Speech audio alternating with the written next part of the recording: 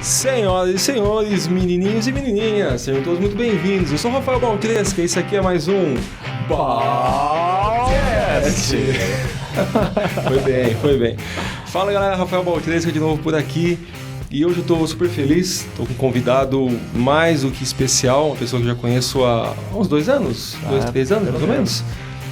Mas a gente afinidade, né? Teve uma afinidade muito boa, muito rápida, né? Você lembra que 5 minutos a gente conversando já... eu vou deixar o Afonso se apresentar, falar um pouquinho o que ele faz, mas antes, quero falar o porquê desse programa, né? No último episódio do Balcast, nós falamos sobre finanças, tá? E foi legal, Afonso, porque quem eu trouxe para entrevistar, que foi uma entrevista à distância, foi o meu amigo Álvaro Justin. Ele não é da área de finanças, mas ele é como eu, um fuçador, ele gosta de pensar como fazer para ou aumentar o faturamento, ou diminuir custos, ou para investir, ele gosta. Então foi legal porque foi um bate-papo, não com um especialista, mas com o cara que faz, não aquele que estuda, o cara que faz. Tá. E hoje, batendo um papo com você há umas semanas, eu falei, nossa, vai ser perfeito se você vier, porque a gente vai falar de dinheiro hoje, mas não da forma que nós falamos, né? Só que o Afonso, ele vai falar um pouco mais, mas eu sei que ele é um pouco tímido demais, então eu vou falar aqui. Ele é um dos caras mais pica grossa, ele e o irmão dele, no mercado financeiro. Eles manjam tudo que vocês podem imaginar de finanças, de investimento, de CDB, de renda fixa, de renda variável, e de ação, e não sei o que lá, e debêntures, aquelas coisas que a gente não entende nada. Os caras são... Então assim, não se deixe enganar pela voz calma, pelo sorriso no rosto, pelo jeito ameno de falar do Afonso, porque o cara é um monstro. Você tem teu irmão, né? O Roxo e o Afonso. Você que é da área financeira, você deve ter ouvido falar já no Roxo, é o irmão do Afonso. Agora sim, e aí? Conta pro pessoal o que você faz e depois o que você veio falar aqui hoje, hein? Bom, Rafa, primeiro agradecer o convite. É um prazer enorme estar com você aqui. Acho um pouco exagerado essas palavras, mas vou aceitá-la e vou tentar me esforçar ao máximo aqui pra gente... Eu não falei que era humilde? Ter bastante reflexões. A gente realmente já está no mercado financeiro há bastante tempo. Se você até me permitir fazer uma breve apresentação. Quando você começou com a brincadeira? Porque você é advogado de formação, Eu sou advogado de formação. Eu acho que nós começamos, a gente brinca aqui desde que nascemos, desde que meu irmão nasceu. Porque é um projeto que os caminhos seguiram diferentes, a gente foi para lados diferentes. Mas desde 2010 a gente se encontrou de novo de uma maneira incrível para tratar dessa questão financeira. Antes de 2010, seu irmão já trabalhava com finanças? Já trabalha desde os 8 anos no Bradescão, isso, no mercado um financeiro, tempão, né? Muitos anos. E aí em 2010 vocês se juntaram e vocês criaram a Zen. A Zen. Antes disso, Rafa, acho que é legal falar, em 2007 ele trabalhava num site de formação de traders. São caras que atuam no mercado financeiro, são caras que resolveram adotar o mercado como profissão.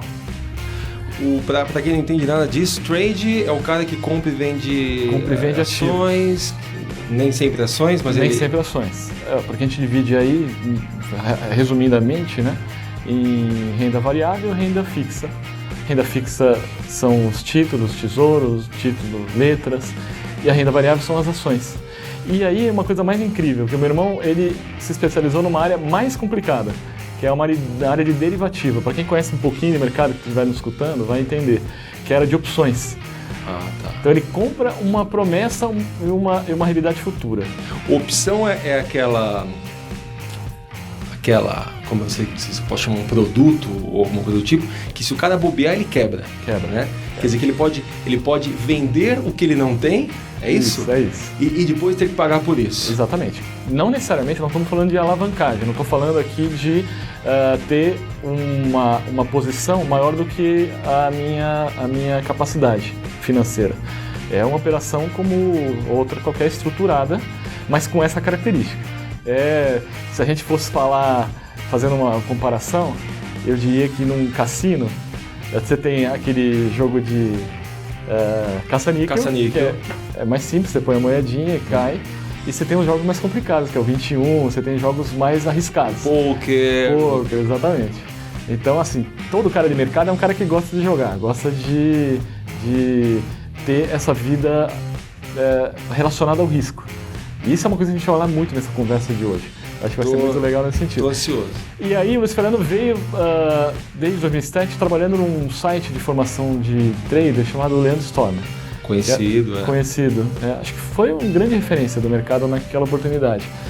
E o destino nos aproximou nessa época, porque havia um escritório de advocacia no mesmo prédio da Leandro Stormer que estava com uma vaga aberta. E aí eu estava retornando de Salvador, fui morar em Salvador num período sabático, uma história aí. E acabei voltando em 2007. E aí ele me indicou para o escritório. O escritório trabalhava na área de direito bancário, que também está relacionado com dinheiro. E aí a gente começou a se aproximar de novo. Então eu brinquei que a gente começou essa história quando nascemos, por toda a nossa formação, mas a gente se encontrou mesmo em 2007, quando ele cuidava de preparar a turma para o mercado financeiro e eu cuidava da parte jurídica, dos problemas que o dinheiro gera. Contratos, questões bancárias, juros, pessoas em dívida. E aí em 2010 a gente resolveu juntos se unir e começar a pensar num modelo que a gente pudesse ajudar as pessoas a gerir melhor o dinheiro. A educação já estava no bolo ou ainda não? Era sempre. Meu avô foi ministro da educação. Então tá no sangue. Minha mãe teve escola. Tá no sangue. Tá no sangue. Por que eu tô falando isso? Bom, pra gente dar um resumão então. Quer dizer, seu irmão era da área pesada financeira. Você trabalhava com advocacia, mas mexendo com dinheiro também. E aí, os antepassados aí, pais, avós, já estavam na área de educação. E chegou um momento, então, em 2010, que você e seu irmão disseram: vamos criar a Zen Economics. Ela nasceu em 2010? Nasceu em 2010. O que me fascinou quando eu te conheci foi justamente vocês falarem de dinheiro, ensinar sobre o dinheiro, mas não só falando de dinheiro. Explica ao pessoal um pouquinho, resumidamente, que eu estou interessado em que vai acontecer hoje, mas qual que é a pegada da Zen Economics? O que é isso, hein? O pessoal de casa não tem ideia. Estão achando assim, ele vai falar de finanças, é a Zen Economics. Por que Zen? O que é a Zen Economics, Afonso? Tá, Rafa, você me deixa bagunçar um pouco a nossa conversa então aqui já agora? Já tá bagunçada. Então, bora. O que acontece? A mesma questão que ele trouxe, eu trouxe nesse início de trabalho com o Zen, que era a questão universal. O dinheiro traz ou não traz felicidade? Essa é a questão que norteia todo o trabalho da Zen. É descobrir como que o dinheiro pode ajudar as pessoas a encontrar felicidade, se é que encontra. Então essa é a questão central. Então toda a nossa educação, tudo aquilo que a gente tenta ajudar as pessoas a aprenderem, parte dessa premissa. Que é a premissa de, primeiro, aquilo que você está aprendendo está realmente fazendo você evoluir? Essa é uma questão. Cara, segundo, só nesses últimos 15 segundos minha cabeça já deu uma bugada aqui. E o dinheiro traz ou não traz felicidade? Não é uma pergunta simples, né? Não é. Porque muita gente vai dizer, bom, não traz, manda buscar, né?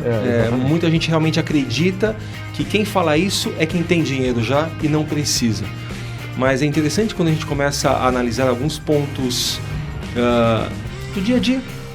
A gente se pergunta e reflete. Há 2 dias eu descobri que um mágico americano hiper famoso chamado Daryl, ele foi dia 24 isso, então faz o quê? Uma semana, ele se enforcou no Castelo Mágico lá em Hollywood. Um cara famoso, um cara com, pelo menos a gente via que tinha tudo, um mágico assim de renome, né? Tanto que ele se intitulava de o mágico dos mágicos. E realmente ele era o mágico dos mágicos. Tinha dinheiro, tinha renome, tinha fama. Só que para a pessoa se enforcar, talvez não tivesse tudo. E aí as pessoas ao redor, né, amigos e parentes, diziam que ele estava numa constante depressão. Então assim, o dinheiro traz felicidade? Eu estou mais do que convencido que não. Talvez ele seja uma parte do todo, né? Mas ele não é o todo. E isso você pensava nisso desde sempre? Desde sempre. Porque eu vinha do conflito do dinheiro, do jurídico. E o meu irmão vinha do mercado, os caras se matando na mesa, sujeito pesado, que é aquela coisa do risco, né? O sujeito fica no fio da navalha, compra, vende. Então ele depois tirava essa sobrecarga de estresse, bebendo, comendo, fora de forma. Meu irmão conta uma história, Rafa, rapidinho, que uma dessas operações que ele falhou, apertou o botão errado, perdeu Acontece. E ele perdeu uma quantidade grande de dinheiro. Ele, na época, pesava quase 110 quilos. Ele quem? Meu irmão. Seu irmão? Meu irmão. Que isso? Pesava você conhece ele? Claro. 110 quilos, fumando e tinha acabado de apertar o botão errado e perdido uma grana que não era só dele, era grana de cliente. Então é responsabilidade maior ainda. E ele saiu para tentar espairecer com a namorada. Foram no Outback, não sei se eu posso falar, mas foram comer num restaurante. Claro que pode, ainda mais um bom restaurante. Né? Chegou lá... Se do McDonald's, a gente colocava um pi ali, né? Chegou lá, Rafa, ele estava num estado de estresse tão grande que passou 10 minutos, ele começou a ter palpitação, ele começou a suar, teve que chamar a ambulância para tirar ele de lá de ambulância. Numa situação de entretenimento, de comendo com a namorada, o tamanho do estresse. Então a gente se perguntava isso, como é que pode? Essa turma que ganha dinheiro, e eu convivi com muita gente com muito dinheiro, com muito conflito, por que essas coisas não caminham? Por que o dinheiro não fecha com a felicidade, já que muitos de nós estamos sempre correndo atrás dele? Então essa questão sempre permeou desde o início da nossa caminhada aí, construindo as econômicas. Porque a pergunta inicial que eu te falei, né, é aquilo que nós vamos ensinar, o que estamos aprendendo, está te ajudando a evoluir? Segundo, aquilo que você aprende está te fazendo feliz? Então, o dinheiro que você ganha está te fazendo feliz? Essa é uma pergunta importante. Nós não vamos deixar de tratar do dinheiro do ponto de vista estrutural, do ponto de vista conceitual, teórico, porque nós viemos dessa área, nós viemos ensinando isso, mas a gente propõe, a partir do momento que as pessoas nos conhecem, a tentar enxergar dinheiro com uma outra perspectiva. E aí a gente começa a fazer algumas questões. São as 10 leis da felicidade? Eu diria que sim, mas eu acho que a gente podia falar um pouquinho antes de eu chegar nas 10 leis. Pode ser? Opa! Então vamos lá. A questão que nós começamos a observar é, a gente precisava ajudar as pessoas a evoluir. Esse é o nosso trabalho comum nosso. Sim. E a gente chegou à conclusão de que para a gente ensinar isso ou tentar entender isso, a gente precisava ir no menor pedaço, no átomo da discussão. Uhum. O átomo da discussão da nossa vida, o átomo da vida são os eventos, os acontecimentos. Aquilo que a gente faz diariamente. Então eu, para vir aqui, eu peguei um carro, eu botei uma camisa, eu escolhi que horas que eu ia sair. Então é uma sequência concatenada de atos. Certo? A vida é formada de sequências concatenadas de atos. A maioria dos atos, e aí a gente vai para uma área da economia comportamental, que tem a ver com a finança, que é aquilo que a gente fala, que é a área que está estudando cada vez mais como que a gente lida com as decisões, como é que a gente toma decisões. Uhum. E aí essa área da ciência comportamental tem dito que a gente toma decisões de duas formas. Ou uma forma automática, ou uma forma analítica. Forma automática é ligar o piloto no automático. O que eu sempre fiz. Eu vou fazer o que eu sempre fiz. Exatamente. São os hábitos. Então, as decisões que têm como origem os hábitos são as decisões automáticas. Eu não paro, não penso, eu vou fazendo. Ou as analíticas, que também usam como base as decisões. Não é isso? Exatamente. Quer dizer, ou de uma outra forma, a gente está um pouco preso ao que a gente sempre fez. Exatamente. Essa diferença, essa dificuldade só que de mudar, né? Na analítica, a gente para, pensa, reflete e toma decisão. Entendi. Só que essas são as menores. A menor parte das decisões são analíticas. A maioria das decisões são automáticas. Por quê? Você trabalha com o cérebro, conhece bem o cérebro. Ele vai sempre trabalhar no sentido de economizar energia. De tentar fazer padrões para que eu não precise gastar energia pensando. Legal? Só que muitas das decisões, algumas decisões importantes, elas precisam ser pensadas. Eu iria mais fundo. Eu acho que todas as decisões têm que ser repensadas, né? Eu acho que uma das grandes qualidades que nós temos como espécie, como ser humano, é poder refletir sobre o óbvio, né? O cachorro ele não reflete por que ele está brigando com o amiguinho por causa de um pedaço de osso. Exatamente. Ele vai continuar fazendo isso porque ele é levado pelo instinto, né? Exatamente. E o ser humano, o homem, ele tem essa capacidade de parar e refletir. Isso. E cada vez mais eu fico triste porque você vê gente ainda jogando cigarro no meio da rua, ainda pessoas brigando igual uns ogros, ou seja, o básico que precisa ser repensado, né? E a sua empresa, eu sei disso porque eu acompanho bastante do que vocês fazem, propõe isso, né? De repensar o óbvio, que as pessoas sempre fizeram. Exatamente. E aí, trabalhar como que eu posso evoluir nos hábitos e evoluir nas decisões que eu vou tomar. Essa é um dos desafios que nós temos, né? Ter bons hábitos e boas decisões, é assim que a gente evolui. Porque é nisso que a gente consegue interferir na vida. Fora isso, são os eventos aleatórios, chuva, eu não consigo interferir na chuva. Eu não consigo interferir se o Corinthians vai ganhar ou vai perder, posso ficar feliz ou triste, dependendo do time que eu torço, mas isso eu não interfiro. Eu modifico mesmo a minha vida nos hábitos e nas decisões. Engraçado, né? A gente estava falando antes de começar de um rapaz que eu conheci, o Thiago Rocha, que ele é um nutrólogo, né? Um cientista. Conheci agora faz 2 semanas. E eu assisti a palestra dele e ele começou a falar umas coisas que pra mim, assim... Ele falou primeiro que peixe é a pior carne do mundo. E me explicou, deu explicações assim espetaculares sobre isso. E eu sou um ferrenho comedor de sushi. Adoro. Falou que o requeijão é uma das piores coisas que a pessoa pode comer na vida dela, que aquilo é uma bomba de lixo. Falou sobre o hambúrguer, falou sobre fritura, ele falou sobre um monte de coisa. Mas por que eu estou falando isso num papo que deveria ser sobre finanças, né? Porque tem a ver com hábito. E eu saí de lá com 2 possibilidades, né? Ou jogar fora tudo aquilo que eu tinha aprendido de uma pessoa que conhece do assunto, ou parar e repensar. Cara, e é incrível quando você para e repensa um hábito, né? Eu descobri como faz requeijão caseiro. Sim. Fiz um aqui, trouxe para o pessoal comer hoje, uma delícia. Custa exatamente o mesmo de um requeijão e só vai leite. Você acredita nisso? Não, tem. Tem, eu vou te ensinar. É delícia. Você ferve o leite, espreme limão, ele vai talhar, fica igual como chama aquilo? Ricota. Uma ricota. Você bate essa ricota com um pouquinho de leite, tá feito já. Então. Que doido isso, né?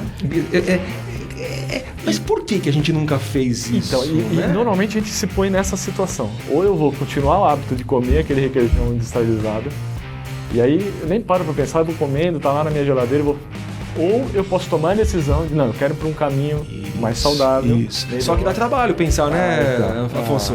Dá trabalho, né? Porque o cérebro gasta energia. Tem que parar, tem que olhar a receita, tem que ir lá fazer a coisa, né? Exatamente. Quando você ensinar pra gente daqui a pouco aqui alguns hábitos saudáveis, né, de ver o dinheiro e a vida financeira, dá trabalho. Exatamente. É muito mais fácil fazer como a gente sempre fez. Sempre fez. Né? Mas se a gente fizesse sempre assim, nós não evoluiríamos.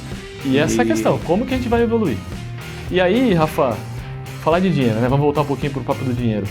O dinheiro, eu falei para você, eu quero vir conversar com a turma e com você, olhando o dinheiro de uma outra forma, porque falar de finanças, basicamente, é falar de uma conta matemática simples. Receita e despesa. Então, se o problema for só financeiro, você resolve com ajuste de finança e dinheiro. Se o problema é só dinheiro, você resolve com dinheiro. A questão é que o problema não é só dinheiro. A questão é que o problema está relacionado ao dinheiro, é consequência de uma série de outras questões, especialmente relacionada aos nossos hábitos e às nossas decisões. É isso que nós temos que entender. Como que nós vamos trabalhar os nossos hábitos e as nossas decisões para ter a relação com o dinheiro mais legal, para ser mais feliz com o dinheiro. Esse é o ponto. E Brasil precisa disso, né? Dinheiro, para começar, é tabu. Tabu. Se eu pergunto para você quanto você ganha, você nunca mais fala comigo. Né? Como assim, quanto eu ganho? É pior. Será que ele quer me sequestrar? Cara, é incrível. No Brasil, falar de dinheiro é pior, é mais tabu do que falar de sexualidade.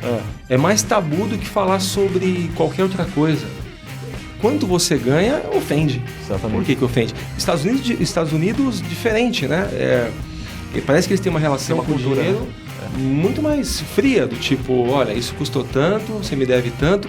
No Brasil, para você perguntar, pedir, então tem algo no dinheiro que corrompe a alma do Primeira coisa que a gente escuta da mãe, do pai é: você pegou no dinheiro, vai lavar a mão. É sujo. Dinheiro é sujo. Dinheiro é sujo. Vamos ou não vamos? Então, aí o que acontece?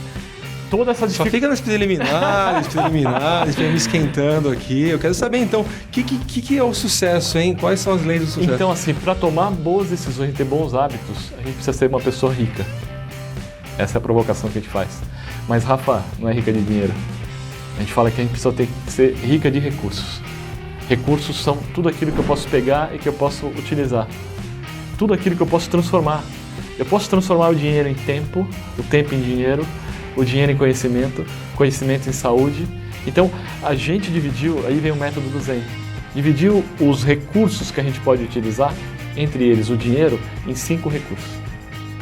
Vamos lá? Dinheiro é o primeiro. Então, a gente ganha, a gente perde, a gente administra e a gente tem que saber lidar com ele. A gente tem que mudar a cultura e saber... Então, o primeiro recurso é o dinheiro pelo dinheiro. É o dinheiro pelo dinheiro. E todas as coisas materiais, na realidade. Entendi. Um carro, uma casa, o que eu compro, o que eu ganho. Exatamente. Então, nós vamos estudar como que a gente pode ter uma melhor relação com o dinheiro. Tirar esse ranço do brasileiro de lidar com o dinheiro. Tem que sair. Nós temos que saber como...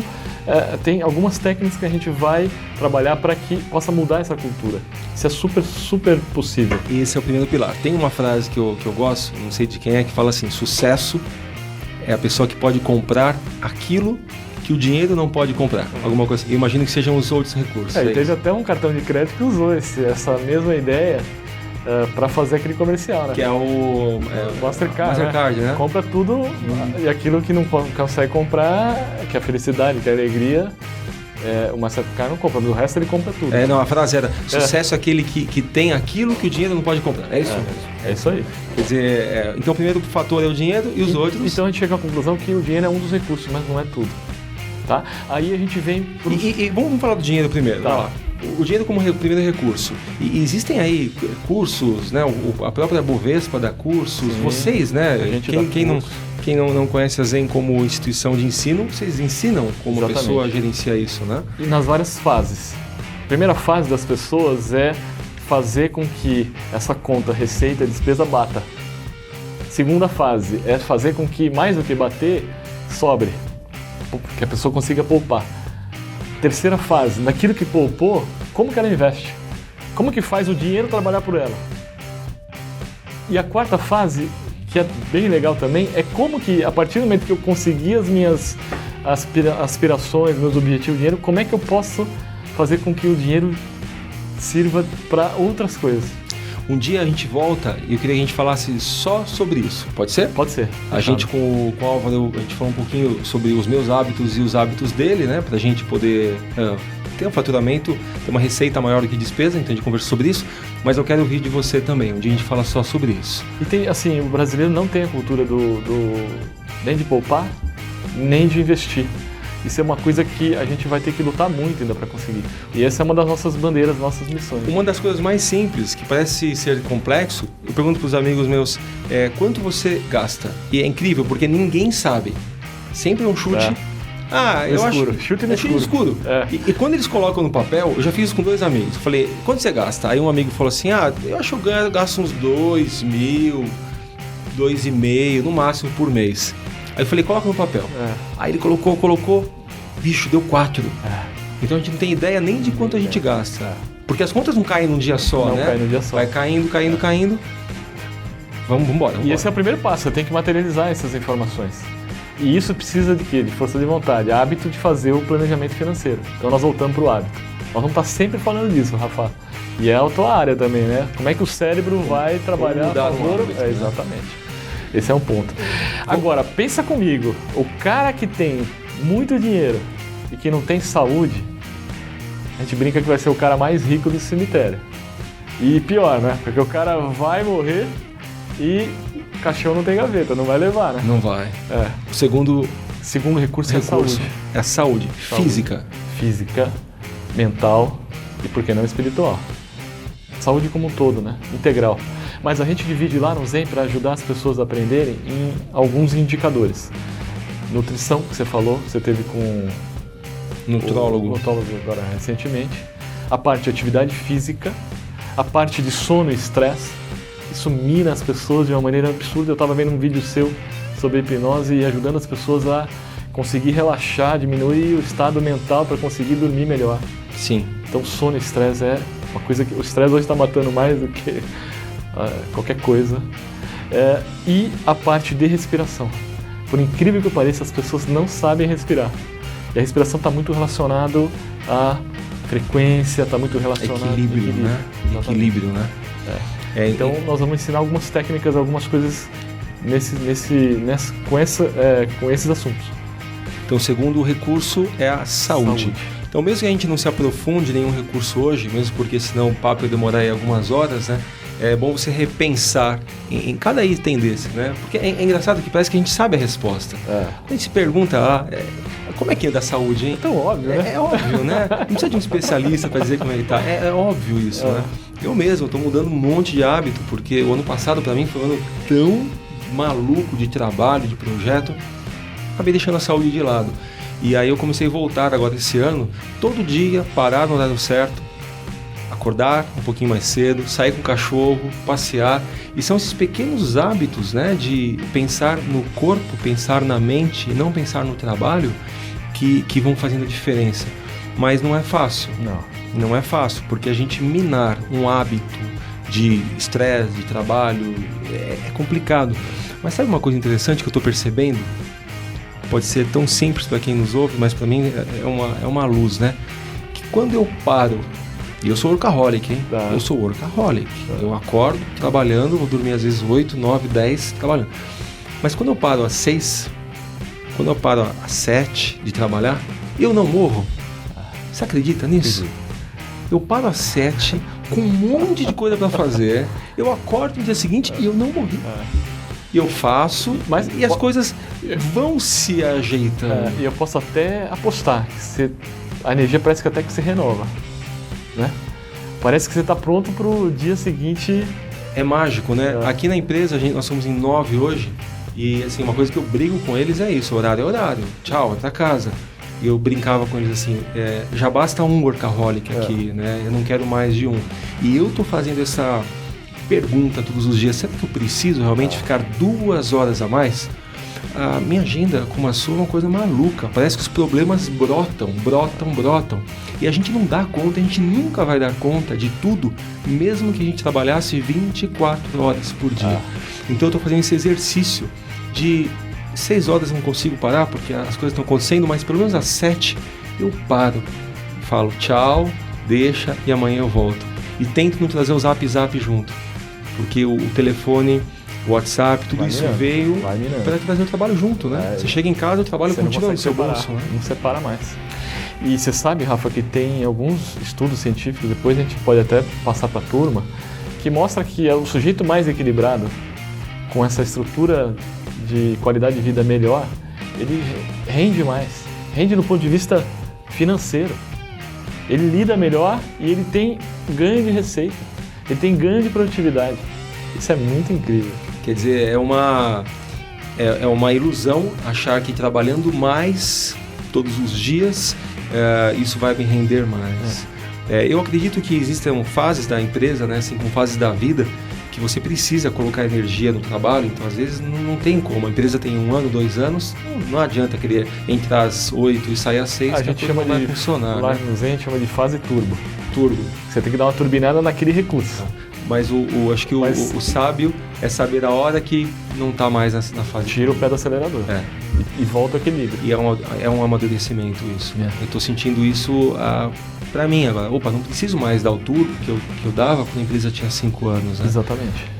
E aí, tá curtindo? Tá curtindo, Afonso? Demais, cara. Bom, então, mas é só o começo, tá? Essa aqui é a primeira parte. Para conhecer mais o trabalho dele, é só entrar no zeneconomics.com.br ou procurar lá pelo Luiz Afonso, meu amigo, para conhecer mais o meu trabalho, balcast.com.br. Mas olha, fica tranquilo que essa aqui é só a primeira parte do papo que eu tive com o Afonso, tá? Em breve lançamos aqui para você a parte 2. Então, nos vemos lá. Até mais e tchau!